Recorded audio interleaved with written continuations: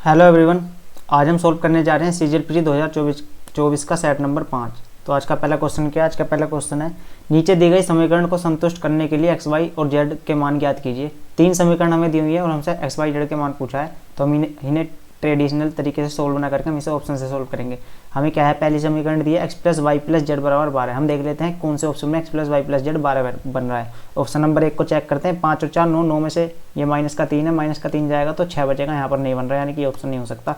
Option number 2 5 minus 4 1 बचेगा, यहाँ 1 और 3 कितना हो जाएगा 4, यहाँ भी 12 नहीं बन रहा है, ये भी नहीं हो सकता। ऑप्शन नंबर 3 देखते हैं, 5 और 4 9, 9 और 3 12, यहाँ पर 12 बन रहा है, ये ऑप्शन हो सकता है। ऑप्शन नंबर 4 चेक करते हैं, 5 माइनस 4 1 बचेगा यहाँ, और माइनस का 3 में से प्लस का 1 जाएगा तो माइनस का 2 बचेगा, यहाँ भी नहीं बन रहा है, यानी कि इसका एक ही ऑप्शन सेटिस्फाई हो रहा है, ऑप्शन नंबर 3, यही इसका आंसर हो जाएगा। नेक्स्ट क्वेश्चन देखते हैं। नेक्स्ट क्या है? नेक्स्ट है, एक पुलिसकर्मी ने 500 मीटर की दूरी पर एक चोर को देखा। पुलिसकर्मी ने दौड़ना शुरू किया और चोर भी उसी समय भागने लगा। चोर 15 किलोमीटर प्रति घंटा की गति से भाग रहा है। पुलिसकर्मी को चोर को पकड़ने में 15 मिनट लगे। पुलिसकर्मी की गति क्या होगी, हमसे पूछ रहा है। तो देखिए, पुलिस यहाँ पर चोर को पकड़ेगी और चोर की गति क्या है? चोर की गति है 15 किलोमीटर प्रति घंटा। और जब पुलिस चोर को पकड़ेगी तो पुलिस की गति चोर से ज़्यादा ही होगी। ये तो एक सिंपल सी बात है, जब भी चोर पकड़ा जाएगा, जब पुलिस चोर से ज़्यादा गति से भागेगा। तो ऑप्शन पर अगर हम ऑप्शन चेक करें तो उसका ऑप्शन 15 से ज़्यादा ही होना चाहिए, क्योंकि चोर की गति है 15 और पुलिस की 15 से ज़्यादा होनी चाहिए। तो ऑप्शन देखते हैं। ऑप्शन नंबर 1 में है 11, क्या ये हो सकता है पुलिस की गति? नहीं। ऑप्शन नंबर 2 17, क्या ये हो सकता है 15 से ज़्यादा है? हाँ है ज़्यादा, यानी कि ये हो सकता है। ऑप्शन नंबर 3 12, क्या ये हो सकता है? नहीं हो सकता, क्योंकि 15 से कम है और पुलिस की हमें गति चाहिए जो कि 15 से ज़्यादा होगी, तभी चोर पकड़ा जाएगा। ऑप्शन नंबर 4 10 हो सकती है? नहीं हो सकती, यानी कि यहाँ भी ऑप्शन नंबर 2 17 एक ही ऑप्शन सेटिस्फाई कर रहा था, तो ऑप्शन नंबर 2 इसका आंसर हो जाएगा। इस तरीके से भी आप इसको बिना सोल्व करे इसका आंसर लगा सकते थे। नेक्स्ट क्वेश्चन देखते हैं।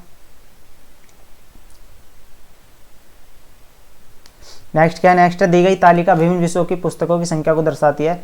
विषय V1 की पुस्तकों की संख्या तथा प्रत्येक विषय की पुस्तकों की औसत संख्या के अनुपात ज्ञात करना है। हमसे पूछ रहा है कि हमें 5 सब्जेक्ट दे दिए, B1 B2 B3 B4 B5। हमसे पूछा है कि B1 का रेशियो इन पाँचों के पाँचों के औसत से रेशियो बताना है। तो B1 कितना है? B1 है हमारे पास 120, यानी कि 120 का हमें रेशियो बताना है, किससे? इन सबको ऐड करके उसका एवरेज लेकर इन सबको ऐड कर लेंगे, यहाँ पर 0 आ जाएगा।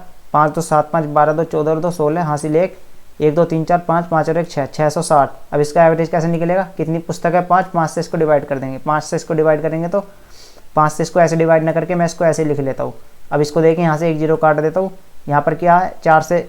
3 से मैं इसको काट लेता हूँ, 3 चौक 12, 3 से इसको काटूंगा 22 बार, 2 से काटूंगा 2 बार, 2 से काटूंगा 11 बार। 5 की इधर मल्टीप्लाई हो जाएगी तो ये हो जाएगा 10:11। तो इसका आंसर क्या हो जाएगा? 10:11। ऑप्शन नंबर 2 इसका आंसर है। नेक्स्ट क्वेश्चन देखते हैं। नेक्स्ट क्या है? नेक्स्ट है, यदि A/B दे रखा है हमें 6:8 और B/C दे रखा है हमें 5:12, तो A, B और C का रेशियो हमसे पूछ रहा है।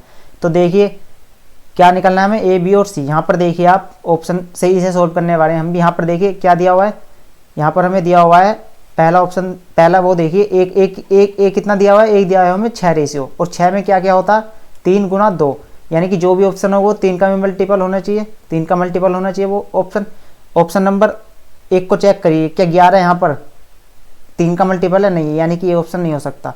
ऑप्शन नंबर 2 को चेक करिए, क्या 10 3 का मल्टीपल? नहीं, ये भी इसका ऑप्शन का आंसर नहीं हो सकता, क्योंकि हमें चाहिए A जो कि 3 का मल्टीपल होना चाहिए, क्योंकि यहाँ पर A जो है वो रेशियो में 3 का मल्टीपल है। ऑप्शन नंबर 3 14 3 का मल्टीपल होता है क्या? नहीं होता, कि ये भी इसका आंसर नहीं हो सकता। ऑप्शन नंबर 4 15 का 3 का मल्टीपल होता है, हाँ, यानी कि इसका आंसर हो सकता है। और एक ही ऑप्शन हमारा बचा है, बाकी ऑप्शन हम काट चुके हैं, यानी कि ये भी इसका आंसर ऑप्शन नंबर 4 हो जाएगा। बाकी आप इसे कर कैसे सकते थे, सबको पता है कैसे सोल्व करते हैं इसको। ऐसे लिख लेंगे, यहाँ पर B/C लिख देंगे 5:12। अब यहाँ पर क्या है, B को सेम करना है, तो सेम कैसे बनाते हैं? ऐसे करके मल्टीप्लाई कर देते हैं उल्टा n बनाकर, यहाँ पर उल्टा n बना देंगे, यानी कि A और B की मल्टीप्लाई होगी। A और B कितना है? 6 6 पंजे 30। B और C की मल्टीप्लाई होगी, BC कितना है? 8 8 पंजे 40। और BC की मल्टीप्लाई होगी, B कितना है? 8, C कितना है? 2, 8 8 दूनी 16। अब 2 से काट देंगे इसको, 15 20, और यहाँ पर कितना आएगा? यहाँ पर है 5:12, 12 8 96 आएगा यहाँ। इसको 2 से काटेंगे 48, तो इसका आंसर हो जाएगा 15 20 48। अब बाकी आप इसको ऑप्शन से डायरेक्ट लगा सकते थे बिना सोल्व करें। नेक्स्ट देखते हैं। नेक्स्ट है, इफ़ 2 tan थीटा बराबर 3/2, यानी कि यहाँ से tan थीटा कितना आ जाएगा? यहाँ से tan थीटा आ जाएगा 3/2, और tan थीटा होता क्या है? sin theta upon cos theta बराबर 3/2, यानी कि यहाँ पर मैं कह सकता हूँ कि साइन थीटा रेशियो में 3 है और कोस थीटा रेशियो में 2 है। अब यहाँ पर देखते हैं, यहाँ पर हम इसकी सीधी वैल्यू रख सकते हैं, साइन की वैल्यू 3 और कोस की वैल्यू 3। यहाँ पर रख देंगे साइन कितना है 3 माइनस कोस कितना है 2 बटे में 3 गुणा 3, साइन की वैल्यू रख दी मैंने यहाँ पर, गुणा कोस कितना है, कोस है यहाँ पर 2। अब ऊपर देखिए 3 3 9, 9 माइनस 2 दूनी 4, 9 माइनस 2, 9 माइनस 4 5 बटे 3 3 9 प्लस 2 दूनी 4, 9 4 13, यानी कि 5/13 इसका आंसर हो जाएगा ऑप्शन नंबर 4। बाकी आप इसको कैसे सोल्व कर सकते थे, यहाँ पर क्या बना पड़ा, tan थीटा 3/2, ऊपर आप कोस थीटा कॉमन ले लीजिए और नीचे भी कोस थीटा कॉमन ले लीजिए, तो अंदर क्या बचे, अंदर क्या बन जाएगा, अंदर बन जाएगा tan थीटा माइनस 2 बटे tan थीटा प्लस 2। अब यहाँ पर tan थीटा का मान रख दीजिए कितना है 3/2, यहाँ पर 3/2 रखेंगे और नीचे भी 3/2 रखेंगे प्लस 2। यहाँ पर देखेंगे 9/2 हो जाएगा, माइनस का 2 एलसीएम लेंगे तो नीचे 2 आ जाएगा, और यहाँ पर 9 माइनस 4 यहाँ पर हो जाएगा 5 बटे में यहाँ पर एलसीएम लेंगे 2, यहाँ पर 3 3 9, 9 प्लस 4 हो जाएगा, यहाँ पर 2 से 2 कट जाएगा, क्या आंसर हो जाएगा 5/13। बाकी आप पहले वाले तरीके से इसके लिए जा सकते थे, ऑप्शन नंबर 4 इसका आंसर हो जाएगा। नेक्स्ट क्वेश्चन देखते हैं, नेक्स्ट क्या है, आज का छठा क्वेश्चन क्या है। आज का छठा क्वेश्चन है, यदि P cos A बराबर 2Q sin A और 2P cosec A minus Q sec A बराबर 3, तो P square plus 4Q square का मान ज्ञात करना है हमें। आप इसको भी ऑप्शन से सोल्व करेंगे। देखिए क्या पूछा है हमसे, हमसे पूछा है P square plus 4Q square, और हमें दो इक्वेशन दी हुई हैं, कोस और साइन और कोसेक और सेक के टर्म में, और PQ में इसमें वेरिएबल्स यूज किए हुए हैं। आप देखें यहाँ पर क्या है, यहाँ पर है 4Q square plus P square. अब यहाँ पर देखिए क्या इसका मान कभी भी नेगेटिव होगा P स्क्वायर और Q स्क्वायर का नहीं होगा, क्योंकि जब हम नेगेटिव का भी स्क्वायर करते हैं तो वो पॉजिटिव हो जाता है। इनका मान 0 तो हो सकता है लेकिन नेगेटिव कभी नहीं होगा, यानी कि जो भी आंसर होगा वो 4 से बड़ा ही होगा, क्योंकि यहाँ पर तो मिनिमम वैल्यू 4 ही होगी जब Q 1 होगा। और इसमें कुछ ऐड भी करना है हमें, अब कुछ ऐड ना भी करेंगे, 0 ही ऐड करेंगे तब भी इसका आंसर 4 तो रहना ही है, यानी कि इसका आंसर जो भी होगा वो 4 या 4 से बड़ा ही होगा। तो ऑप्शन पर देखिए, अगर हम ऑप्शन नंबर 1 दिया है तो क्या इसका आंसर हो सकता है, नहीं, हमें चाहिए 4 या 4 से बड़ा। ऑप्शन नंबर 2 4 हो सकता है, हो सकता है। ऑप्शन नंबर 3 1 नहीं हो सकता, क्योंकि 4 या 4 से बड़ा चाहिए। ऑप्शन नंबर 4 3 क्या हो सकता है, नहीं हो सकता, क्योंकि 4 या 4 से बड़ा ही इसका आंसर आएगा हर कंडीशन में, या फिर 0 आएगा जब प्योर क्यों 0 हो जाएंगे, ऑप्शन में 0 भी नहीं दिया हुआ। तो यहाँ से भी हमारा एक ही ऑप्शन सेटिस्फाई होगा, ऑप्शन नंबर 2 4। इसे आप बिना सोल्व करे ही इसका आंसर ऐसे लगा सकते थे, नहीं तो अगर आप इसे सोल्व करने जाएंगे तो डेफिनेटली इसमें आपका टाइम खर्च होने वाला है। तो नेक्स्ट क्वेश्चन देखते हैं, इसको आपको ऐसे सोल्व करना था। नेक्स्ट क्या है, नेक्स्ट है त्रिभुज EFG और HIJ समरूप हैं, यानी कि सिमिलर त्रिभुज हैं दो, EFG और HIJ। जब सिमिलर त्रिभुज होते हैं तो उनकी करस्पॉन्डिंग साइड्स का रेशियो इक्वल होता है। अब आगे देख लेते हैं क्या कह रहा है, साथ ही एंगल E बराबर एंगल H। अब हमें ये नहीं भी देता, क्योंकि हमें पहले ही लाइन में बोल दिया है कि सिमिलर हैं, तो हम इससे भी समझ सकते थे कि E बराबर H के एंगल के होगा, F बराबर I एंगल के होगा, और एंगल G बराबर एंगल J के होगा। तो ये वाली लाइन ना देता तो भी कुछ फर्क ना पड़ता। और आगे क्या दे रखा है, एंगल F बराबर एंगल I। यदि 3EF बराबर HI, यहाँ पर क्या दे रखा है 3EF बराबर HI। यहाँ से मैं EF और HI का रेशियो निकालता हूँ, क्या आएगा यहाँ से EF और HI का रेशियो 1/3। यहाँ से मैं HI को नीचे ले गया EF के, और यहाँ पर 1 बचा, 1 के नीचे में यह वाला 3 इस वाले के पट्टे में ले आया। तो आगे क्या दे रखा है, हमें दे रखा है FG बराबर 9, यानी कि इस वाले त्रिभुज की EFG की FG साइड दे रखी है हमें 9। तो हमसे पूछेगा भी IJ साइड पूछेगा, क्योंकि करस्पॉन्ड चीज ही पूछ सकता है। क्या दे रखी है 9, और हर साइड इसकी एक रेशियो 9 में ही होगी। पहली साइड इनकी एक साइड का हमें रेशियो पता है EF और HI का, क्या है उनका रेशियो 1:3 के अनुपात में है, तो ये भी 1:3 के अनुपात में होंगी। यानी कि इसकी जो अगर FG बराबर 9 दी हुई है तो वो 1 की वैल्यू हो जाएगी। और क्या पूछा है IJ, तो वो 1:3 के अनुपात में ही होंगी, तो 3 की वैल्यू क्या हो जाएगी 27, क्योंकि यहाँ पर 1 की वैल्यू 9 हो जाएगी, क्योंकि ये सिमिलर त्रिभुज है और करस्पॉन्ड साइड का रेशियो, हर करस्पॉन्ड साइड का रेशियो सेम होगा। तो यहाँ पर आंसर क्या हो जाएगा, ऑप्शन नंबर 2 27 इसका आंसर हो जाएगा। नेक्स्ट क्वेश्चन देखते हैं। नेक्स्ट क्या, नेक्स्ट है एक हाईवे पर स्थान A और B के बीच की दूरी 20 किलोमीटर दी हुई है। एक कार A से और दूसरी कार B से एक ही समय पर चलना शुरू करती हैं। यदि कारें अलग अलग गति से एक ही दिशा में जाती हैं, जब एक ही दिशा में जाएंगी तो रिलेटिव स्पीड क्या हो जाएगी, S1 माइनस S2 हो जाएगी। ठीक है, तो वे एक घंटे में मिलेंगे। अगर इस एक ही दिशा में जाएंगे तो 1 घंटे में मिलेंगे, यानी कि 60 मिनट में मिलेंगे। ठीक है, आगे क्या कह रहा है, यदि वे एक दूसरे की ओर चलती हैं तो वे 12 मिनट में मिलते हैं। जब वे एक दूसरे की तरफ चलेंगे तो रिलेटिव स्पीड जुड़ जाएगी, कब जब कितने समय में मिलेंगे, वो 12 मिनट में मिलेंगी। तो दोनों कारों की गति क्या है ये पूछ रहा है। इसे भी हम ऑप्शन से सोल्व करेंगे। ऑप्शन नंबर 1 देखिए क्या है, 60 और 40। यदि मैं 60 और 40 ले लूँ तो S1 माइनस S2 कितना हो जाएगा 20, और दोनों के बीच की दूरी है कितनी 20, यानी कि 20 की गति से हमें 20 किलोमीटर चलना है, तो कितना टाइम लगेगा, 20/20 1 घंटा लगेगा, और 1 ही घंटा लग रहा था, यानी कि ये ऑप्शन हो सकता है।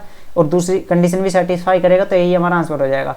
नीचे क्या कह रहा है, S1 + S2, यानी कि दोनों की गति जुड़ जाएगी, 60 + 40 कितना हो जाएगा 100, और दूरी कितनी है 20, ये कितना आ गया 1/5। 1/5 को मिनट में चेंज करूंगा तो 60 से मल्टीप्लाई कर दूंगा, यहाँ कितना आ जाएगा, यहाँ आ जाएगा 12 मिनट, यानी कि दोनों कंडीशन सेटिस्फाई हो रही है, यानी कि ऑप्शन नंबर 1 ही इसका आंसर हो जाएगा।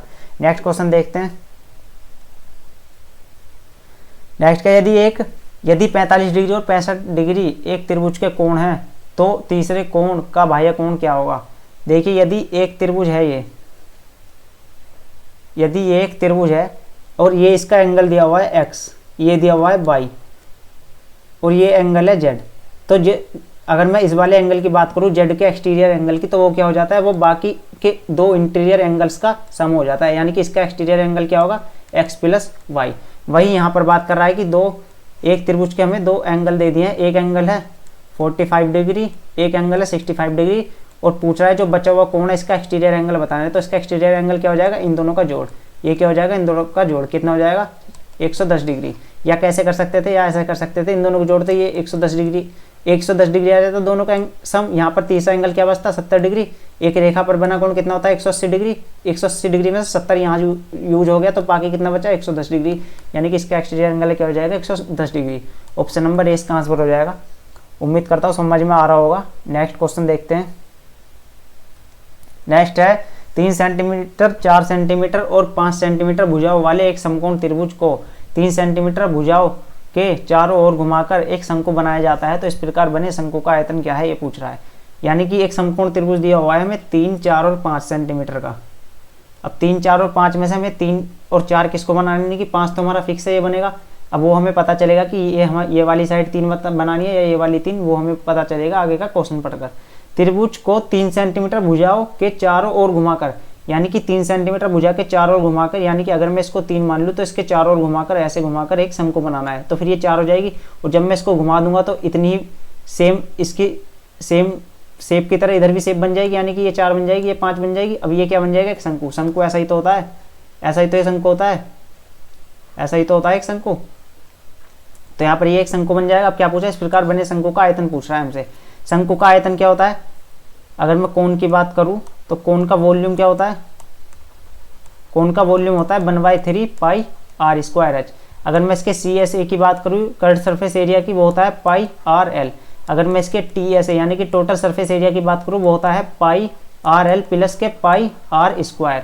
यानी कि यहाँ क्या पूछा है हमसे, वॉल्यूम। वॉल्यूम क्या हो जाएगा 1/3 पाई।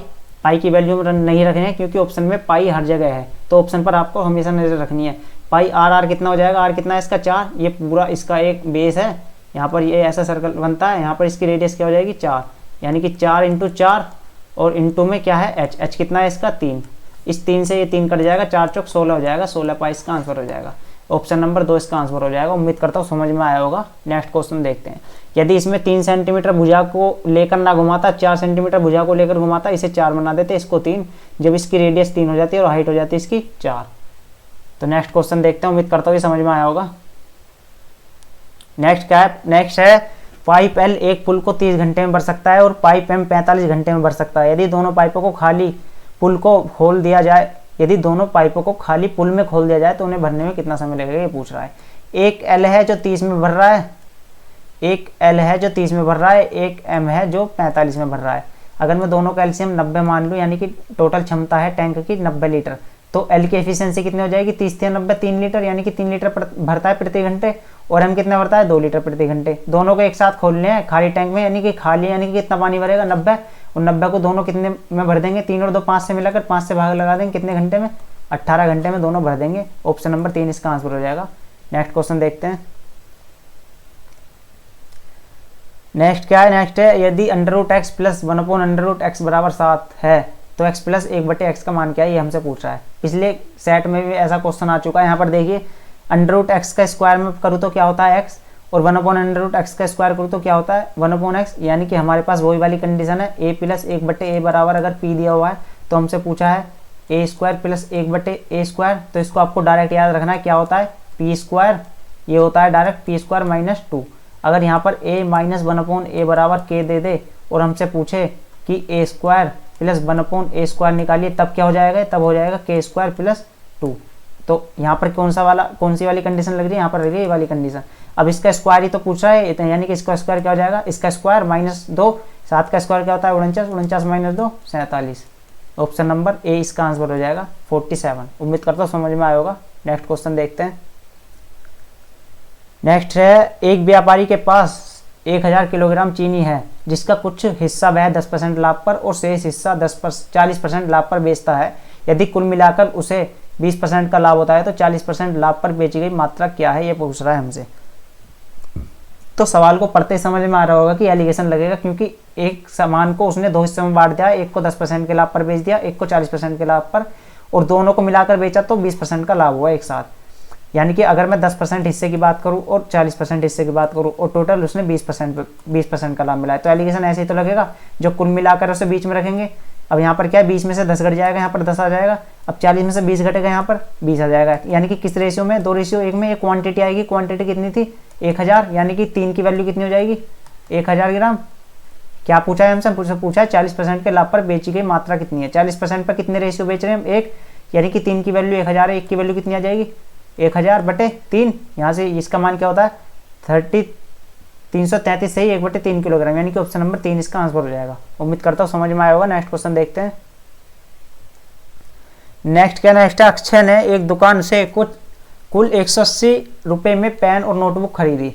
निम्नलिखित आंकड़ों से एक्स का मान क्या है, हमसे पूछ रहा है। ठीक है, उसने पेन खरीदे 10 रुपये प्रति पेन के हिसाब से एक्स पेन। ठीक है, नोटबुक खरीदी 20 रुपये की, एक नोटबुक है, 6 नोटबुक खरीदी उसने, कितने रुपए की हो गई 120 की। टोटल रुपए कितने खर्च किए उसने 180, और 10 रुपये का एक पेन खरीदा है उसने। हमें बनाने हैं टोटल 180, हमारे पास 120 खर्च हो चुके हैं, हमारे पास कितने बचे 60, और 10 रुपये का एक पेन है, तो हम कितने पेन खरीद लेंगे 6 पेन खरीद लेंगे, तभी तो 60 रुपये खर्च होंगे, यानी कि ऑप्शन नंबर 2 इसका आंसर हो जाएगा। उम्मीद करता हूँ समझ में आया होगा। नेक्स्ट क्वेश्चन देखते हैं। नेक्स्ट है, 3 अम्ल ए, बी और सी की सांद्रता क्रमशः 20%, 30% और 40% है। यानी कि 3 हमारे पास एसिड है, ए, बी और सी। ए की सांद्रता कितनी है 20%, बी की कितनी है 30% और सी की कितनी है, सी की है 40%। ठीक है, उन्हें किस अनुपात में मिला रहा है, वो 3:5:a में मिला रहा है। तो मिश्रित कर दिया इसने, जिससे 30% की सांद्रता वाला विलयन प्राप्त हो रहा है। यानी कि ओवरऑल जो मिक्सचर की सांद्रता होगी वो कितनी हो जाएगी 30%। ठीक है, 30% हो जाएगी, तो विलयन प्राप्त होता है। ए का मान पूछा है हमसे, ए का मान क्या होगा। ठीक है, अगर 30% प्राप्त हो रही है, ठीक है, मैंने मान ली सबकी 30-30 है, तो यहाँ पर ए की कितनी हो जाएगी। अगर ए में मैं बात करूँ तो कितना कम ले रहा है, ए माइनस का 10% कम ले रहा है। ठीक है, माइनस का 10% कम ले रहा है। बी की बात करूँ तो 0% का डिफरेंस है, क्योंकि 0% कम या ज़्यादा ले रहा है, क्योंकि 30% ही ओवरऑल बन रही है और 30% ही दे रहा था। सी की बात करूँ तो प्लस का 10% वो दे रहा है अपने पास से, और ए माइनस का 10% कर रहा था। अब ए माइनस का 10% कर रहा है 3 बार, और यहाँ पर क्या है सी प्लस का 10% कर रहा है, और ओवरऑल हमें 30% बनाना है। तो यहाँ पर ए माइनस का 10% 3 बार कर रहा है, और यहाँ पर प्लस का 10% ए बार है। तो ए की वैल्यू क्या होनी चाहिए जिससे कि कैंसिल आउट हो जाए, क्योंकि हमें ओवरऑल 30 रखना है और 30 ही हमारे पास है, और यहाँ पर माइनस का 10 3 बार है और यहाँ पर प्लस का 10 है, तो वो कितनी बार होना चाहिए 3 बार प्लस के, जब भी तो ये प्लस माइनस का 30 प्लस के 30 से कैंसिल आउट होगा, टोटल जब भी तो 30% बनेगा हमारा। तो इसका आंसर क्या हो जाएगा, इसका आंसर हो जाएगा ऑप्शन नंबर 3। उम्मीद करता हूँ समझ में आया होगा। नेक्स्ट क्वेश्चन देखते हैं। नेक्स्ट है एक सिंप्लीफिकेशन का क्वेश्चन है। क्या है, ये हमें दिया हुआ है ऊपर देखिए। अब यहाँ पर मैंने आपको पहली क्लास में भी और दूसरी क्लास में भी कुछ वो फॉर्मूलेज याद कराए थे अलजेब्रा के, मैं आपको यहाँ पर वो रिवाइज करा देता हूँ। क्या है, a³ माइनस b³ वाला फॉर्मूला यहाँ पर यूज हो रहा है। क्या होता है, a माइनस बी अपॉन नहीं इंटू में a² plus b² plus ab। अगर यहाँ पर माइनस वाला फॉर्मूला है तो यहाँ पर तो माइनस ही आएगा और अंदर ये वाली चीज़ प्लस हो जाएगी। अब अगर प्लस वाले फॉर्मूले की बात होगी a³ प्लस b³, तो यहाँ पर तो a प्लस b आएगा और अंदर क्या हो जाएगा a² प्लस b²। ये हमेशा दोनों पॉजिटिव में होते हैं, अंदर वाली चीज़ ये वाली बदलती है, माइनस के a भी हो जाती है जब यहाँ पर प्लस हो। तो यहाँ पर option formula number a use हो रहा है। देखिए करते हैं इसे। यहाँ पर देखिए ये क्या बन रहा है, यहाँ पर देखिए ये क्या बन रहा है, ये बन रहा है 0.58 इंटू 0.58 इंटू 0.58। ये क्या बन रहा है 0.58 का होल क्यूब। अब इसे देखिए ये क्या बन रहा है 0.1 इंटू 0.1 इंटू 0.1। जब इन तीनों की गुणा करेंगे तो 0.001 हो जाएगा, यानी कि ये क्या बन रहा है 0.1 का होल क्यूब। ठीक है, ये यहाँ पर देखिए, यहाँ पर क्या है 0.58 इंटू 0.58 यानी कि 0.58 का होल स्क्वायर प्लस 0.58 इंटू 0.1 की मैं गुणा करूंगा तो ये मेरे पास प्राप्त हो जाएगा 0.058 और ये क्या है, ये बन रहा है 0.1 इंटू 0.1 यानी कि ऊपर अगर मैं फॉर्मूला खोलूंगा तो ये वाली चीज़ बन जाएगी, ये वाली चीज़, यानी कि क्या लिख सकता हूँ मैं 0.58 माइनस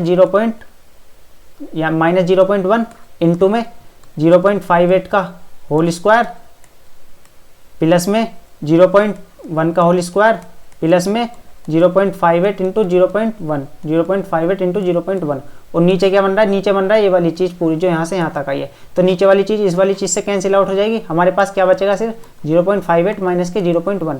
अब इन दोनों को डिफरेंस निकाल लेते हैं, कितना आएगा, यहाँ पर 8 बचेगा, यहाँ पर 5 में से 4 गए और यहाँ पर 0.48 इसका आंसर आ जाएगा, 0.48 इसका आंसर आ जाएगा। ऑप्शन नंबर ए इसका आंसर होगा। उम्मीद करता हूँ समझ में आया होगा। नेक्स्ट क्वेश्चन देखते हैं।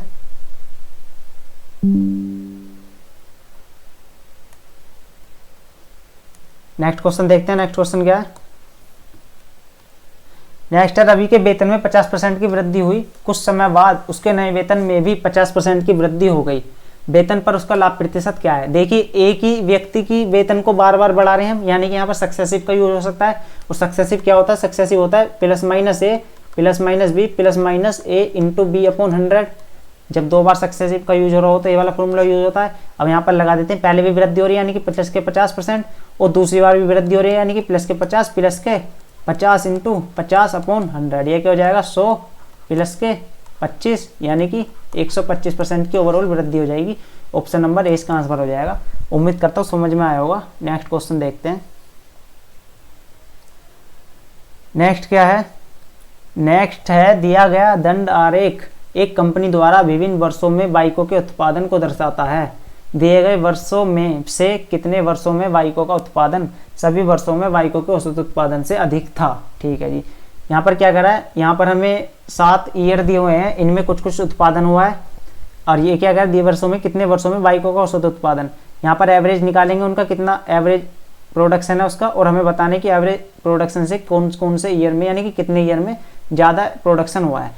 2008 में अगर मैं देखूँ तो 2008 में देखूँ 2008 में कितना प्रोडक्शन हो रहा है, 2008 में हो रहा है 35।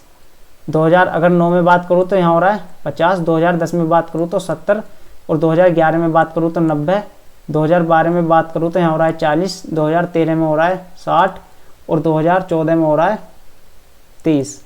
अब इन सबको ऐड करेंगे और इनका एवरेज निकालेंगे, कितना हो जाएगा 85, 120, 70 और 50 120, 120 और 90 210, 210 और 40 250, 250 और 60 310, 310 और 340 और 35 300, 340 और 35 375 हो जाएगा।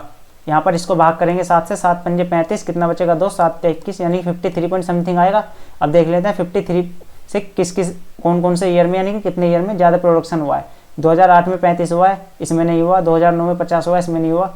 2010 में हुआ है, 2011 में हुआ है, 2013 में हुआ है, यानी कि 3 ईयर ऐसे हैं जिनमें कि एवरेज प्रोडक्शन से ज़्यादा प्रोडक्शन हुआ है, यानी कि इसका आंसर क्या हो जाएगा 3 साल, यानी क्योंकि 3 साल में एवरेज प्रोडक्शन से ज़्यादा प्रोडक्शन हुआ है तो इसका आंसर हो जाएगा ऑप्शन नंबर 3 साल। उम्मीद करता हूँ समझ में आया होगा। नेक्स्ट क्वेश्चन देखते हैं।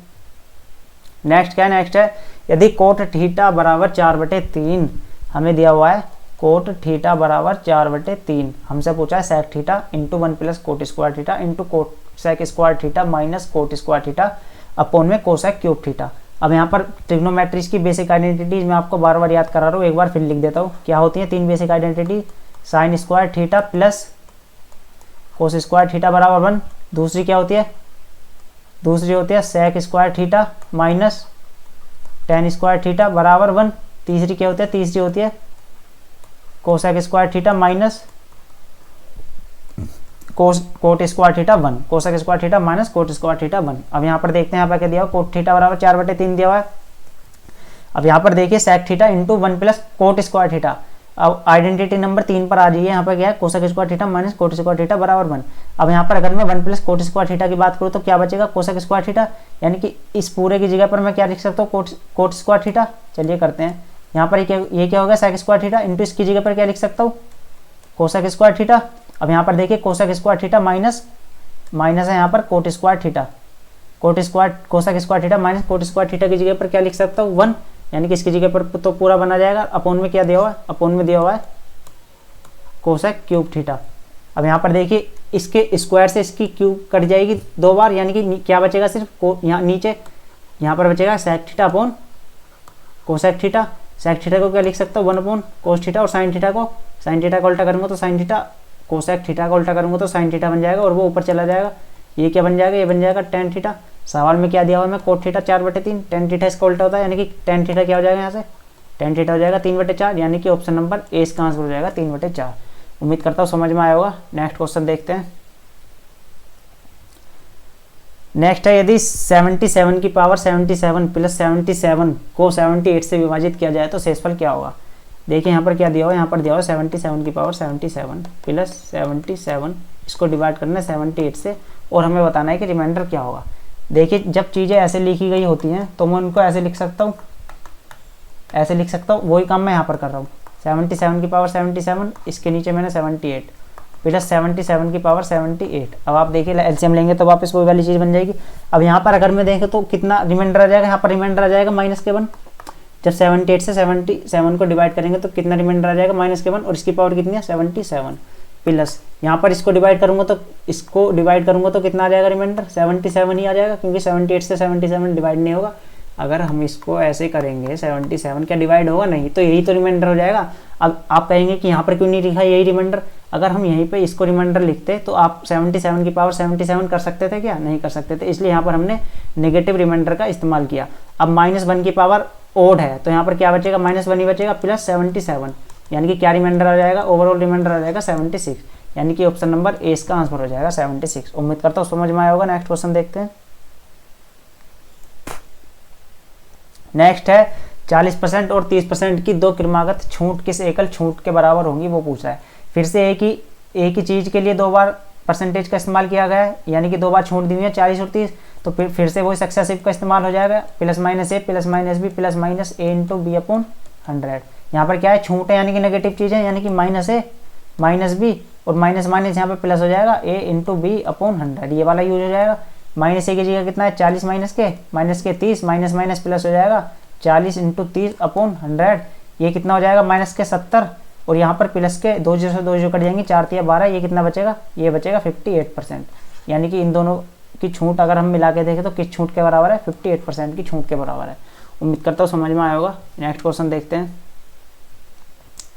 नेक्स्ट है 5√3 सेंटीमीटर त्रिज्या वाले एक वृत्त में एक जीवा वृत्त के केंद्र से 10 सेंटीमीटर की दूरी पर है, जीवा की लंबाई क्या है, ये पूछा है हमसे। एक हमारे पास सर्कल की बात कर रहा है, एक हमारे पास सर्कल है जिसकी त्रिज्या दे रखी है 5√3, यहाँ पर इसका सेंटर होगा, इसकी रेडियस दे रखी है 5√3, और इसके केंद्र से 10 सेंटीमीटर की दूरी पर एक जीवा है हमारे पास। यहाँ से केंद्र ये है, इसकी 10 सेंटीमीटर की दूरी पर ये एक जीवा है, ए भी मैंने मान ली जीवा का नाम है, और इसकी रेडियस कितनी दी हुई है मुझे, इसकी रेडियस दी हुई है मुझे कितनी दी हुई है 5√13। हमसे क्या पूछा है, इस जीवा की लंबाई पूछा है। यहाँ पर देखिए ये समकोण त्रिभुज बनेगा, क्योंकि हमने सर्कल के केंद्र से जीवा पर लंब डाला है, तो यहाँ पर क्या बनेगा 90 डिग्री का एंगल, और यहाँ पर मैं क्या लगा सकता हूँ पाइथागोरस प्रमेय। पाइथागोरस प्रमेय से मैं इस पॉइंट को मान लेता हूँ एम निकालूंगा और उसका दुगना कर दूंगा तो ये भी आ जाएगी, और ये भी मुझसे पूछे। चलिए मैं यहाँ पर पाइथागोरस लगाता हूँ, तो क्या हो जाएगा 5√13 का स्क्वायर 25 इंटू 13 माइनस हो जाएगा इसमें से 10 का स्क्वायर, कितना होता है 10 का स्क्वायर 100, बराबर क्या आ जाएगा मेरे पास am का स्क्वायर, और उसका भी मैं अंडर रूट ले दूंगा। यहाँ पर क्या बचेगा 25 इंटू 13 करेंगे तो 13 पंजे 65 हासिल 6, 13 दूनी 26 और 6 325 माइनस 10 अंडर रूट, ये क्या आ जाएगा am। यहाँ पर हमने इधर अंडर रूट रख दिया है तो इस स्क्वायर को हम हटा देंगे। यहाँ पर क्या बचेगा 225 अंडर रूट में ये क्या आ जाएगा am। अब यहाँ पर am कितना आ जाएगा, am आ जाएगा 15, यानी कि a से m तक की दूरी कितनी है 15 है।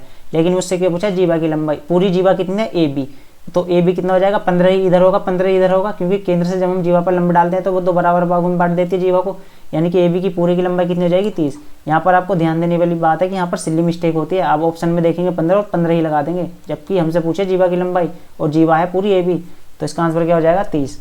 नेक्स्ट क्वेश्चन देखते हैं। नेक्स्ट है 6% प्रति वर्ष साधारण ब्याज की दर से 4 वर्षों में दे 26,160 रुपये के ऋण का भुगतान कितने रुपए की वार्षिक किस्त से किया जाएगा। तो ये सिंपल इंटरेस्ट के इंस्टॉलमेंट का क्वेश्चन है। मैंने मान लिया हर साल बराबर किस्त देगा वो, मैंने मान लिया हर साल 100 रुपये की किस्त देगा। पहली साल भी 100 रुपये की किस्तें थी, दूसरे साल भी, तीसरे साल भी और चौथे साल भी। ठीक है जी, हमने चारों किस्तें दे दी और अपना ब्याज चुकता कर लिया। ठीक है, चौथी किस्त तो यहीं देगा तो इस पर तो कोई इंटरेस्ट नहीं लगेगा।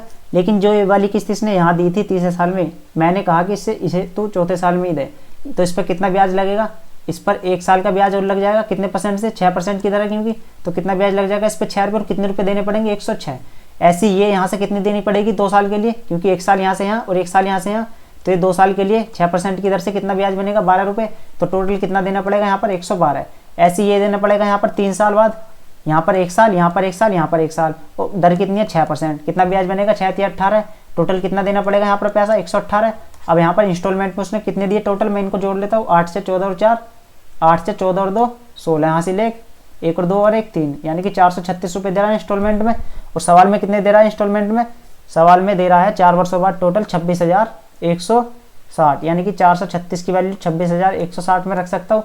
यहाँ से मैं अगर इसको 4 से काटता हूँ, 4 एकम 4, ना जाने की 0, 4 नीम 36, 4 सिंह 24, 2 4 पंजे 20, 4 चौक 16, यानी कि 109 की वैल्यू आ रही है 654 इंटू 10। यहाँ पर देखिए 109 गुणा अगर मैं 6 करूँ तो 654 आएगा, यानी कि ये इससे सीधा सीधा जा रहा है 60 बार। क्या पूछा है हमसे, कितने रुपए की वार्षिक किस्त से किया जाएगा। हमने किस्त कितनी मानी थी, 100 रुपये। हमारे पास 1 की वैल्यू है 60, हमें किसकी निकालनी है 100 की, तो 100 की वैल्यू कितनी आ जाएगी, 6000।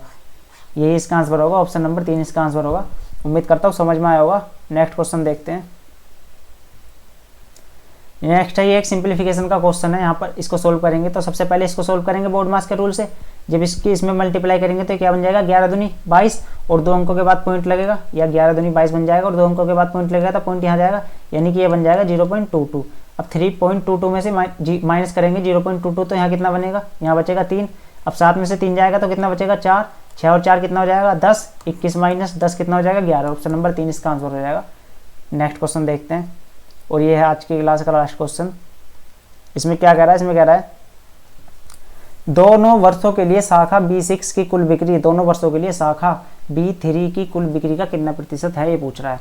यानी कि 2 ईयर दिए हुए हैं हमें, 2000 और 2001।